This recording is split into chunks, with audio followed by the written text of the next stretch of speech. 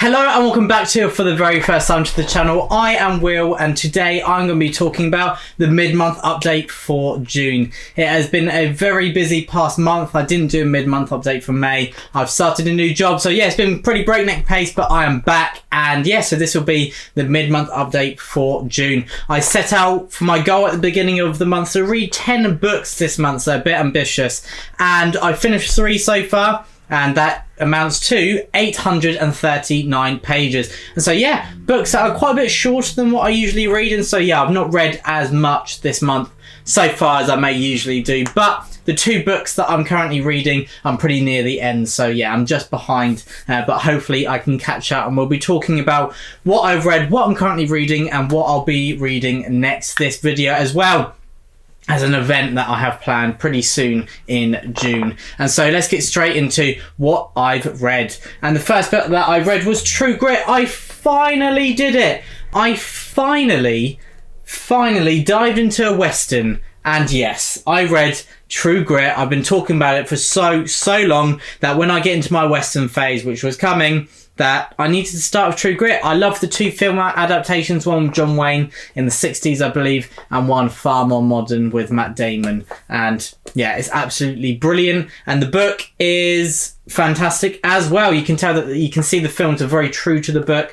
If you want characters that leap off of the page, this is what you need to pick up, because that is the main attracting feature of True Grit, that they are so distinctive, so authentic. They really have their own voice. And I think that's said quite easily when people talk about books, and it's said a lot, but I really mean it. They have their own voice where they feel real, and it feels that these are inspired by real people. And if you also want an incredible leading female protagonist who's 14 years old, who is just a force, a whirlwind of a character, then you have to read this book. She is one of the best protagonists, Mattie Ross. She's just brilliant, and it's so funny but very serious at the same time. It is a story of vengeance, as a girl, her father has been murdered by someone that he was looking after, and she knows that the system isn't really going to help catch him, and so she takes matters into her own hands. And yeah, absolutely brilliant. True Grit is just book literature at its best, yet alone Westerns. And so yeah, it has ignited my love of the Western, and I will be carrying on. And yeah, I wonder when the next time I'll read a Western will be. Oh wait, let's talk about my next book, which is Shane. And so yes, I have the first 2 books that I read in June were Westerns, after I've only ever read one Western before, and that was years ago. But yeah, Shane is another film that I've watched quite a few years ago, and I absolutely loved it. It's actually in Logan that they are watching Shane and part of it. And yeah, it's absolutely brilliant. This is about a man with a very mysterious past turning up at a homestead and being given some work. And it is, I love a book that is about the story, but it has a philosophical lining. So it doesn't detract from the story, but it does also explore the human condition and what drives us. And so this is a book about, can you escape from who you feel you are, your past, and kind of the impacts that has on you as a person, trying to repress it, and do you just need to accept that as who you are and kind of just give into it? And that's a big theme of this. As Shane, he's a very mysterious character, but we can tell he's got a past. He really has a past, and it comes into play in this book. And it is told from the perspective of a young boy who kind of idolizes this man. But yes, events unfold which reveal a very different side to Shane.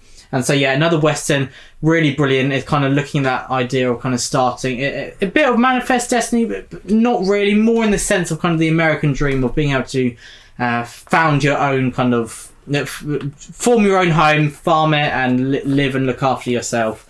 And so yeah, not Manifest Destiny, but it's really kind of challenging that American dream and kind of the realities to that. And yeah, Shane is a fantastic character in the centre. And so yeah, that is Shane. And the 3rd book that I've read in June so far is Death's Beating Heart by Rob J. Hayes. I finished the War Eternal series. This is book 5.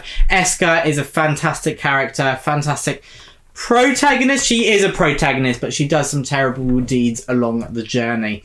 And Rob J. Hayes, his strength is the characters, and I am a character-driven reader. You're probably bored of me saying that, but yeah, I'm a character-driven reader, and this is a character-driven series. But also, as you would expect in an epic fantasy series, this 5th finale to the series has an epic epic conflict and some incredibly huge scale battles. And so yeah, everything a fantasy fan wants to see. And yeah, it's bittersweet, as it always is when you finish a series that you've really enjoyed and having to say goodbye to these characters. But it was a fitting end, very satisfying, some very sad moments and uplifting ones as well. And yeah, it's a real roller coaster of a journey. And yeah, Death's Beating Heart was a great conclusion to the War Eternal series.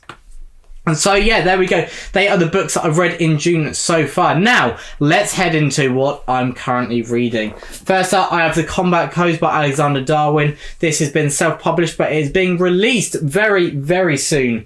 And yeah, it's fantastic so far. It's I didn't know anything about it diving in, other than Alexander Darwin has a history in martial arts, and that is really reflected in the story. The action is very kind of martial arts based, and yeah, you can really tell that in the description. It's really brilliant, very immersive. You really kind of feel the adrenaline, the action pumping, kind of how it changes how someone thinks and their reactions to it.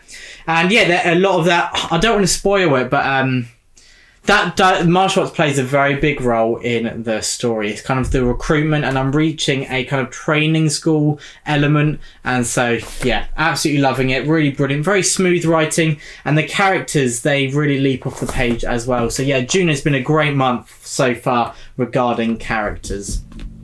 So yeah, that is The Combat Codes, and I'll be finished with that very soon. And the other book that I'm currently reading is The Road to Rome by Ben Kane, the third book in his original trilogy. I think it's the first trilogy that he wrote, The Forgotten Legion. And yeah, I'm really, really enjoying this. I feel a lot of tension as we're kind of reaching I feel like something's about to happen to Julius Caesar. And so our characters have been separated since book one. Are they going to get brought back together? Are they not? So many questions, a lot of mysteries, and yeah, I'm really feeling the tension, the suspense building up before we reach that final act. And so yeah, another really good listen that I'm really enjoying so far in June. And now, what do I intend to read before the end of June? First up, I have Guards by Terry Pratchett.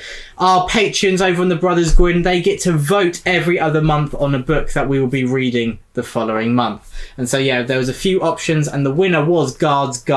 And so yes, I'll be picking this up as my next physical read. I've only read Mort by Terry Pratchett, and I loved it. A bit earlier when I was talking about that philosophical lining alongside a story that enhances it.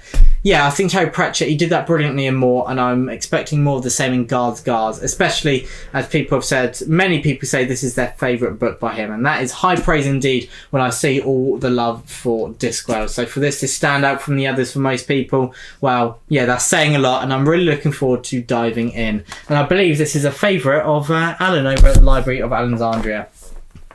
And next up, I'm going to be reading Dreaming the Serpent Spear, the final book in the Boudica Quartet.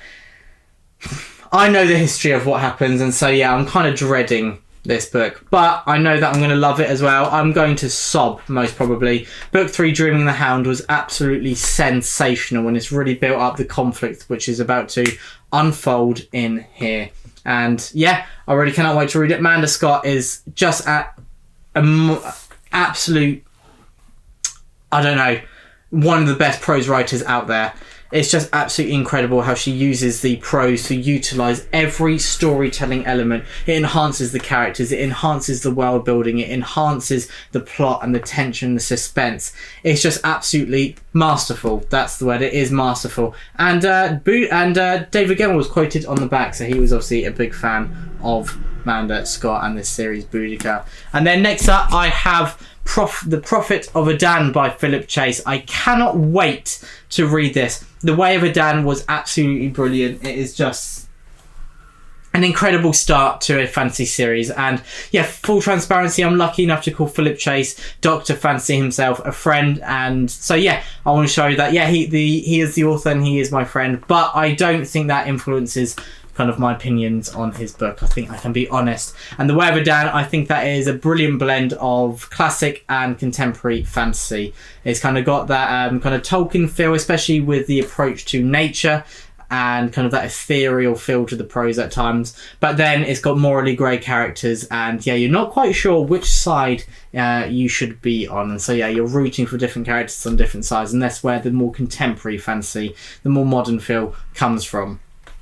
But yeah, I'm really looking forward to reading book 2, because this is the year of Philip Chase. He is spoiling us. He is releasing each book of his trilogy 3 months apart. And so yeah, this is June and we're getting book 2 and I cannot wait. I'm already looking forward to book 3 in September because I just know that I'm going to love book 2. But yeah, I will definitely be talking about the Prophet of Edan a lot on the channel and on the Brothers Gwyn over the coming weeks. And yeah, I really cannot wait to dive in. And so yeah, there we go. And so now that's all the books that I'm talking about. There's a few others I may be reading in June, but there are the ones that are definite. And so I won't go into ones that may stray into July because it'd be a bit boring if I just talk about the same books every month.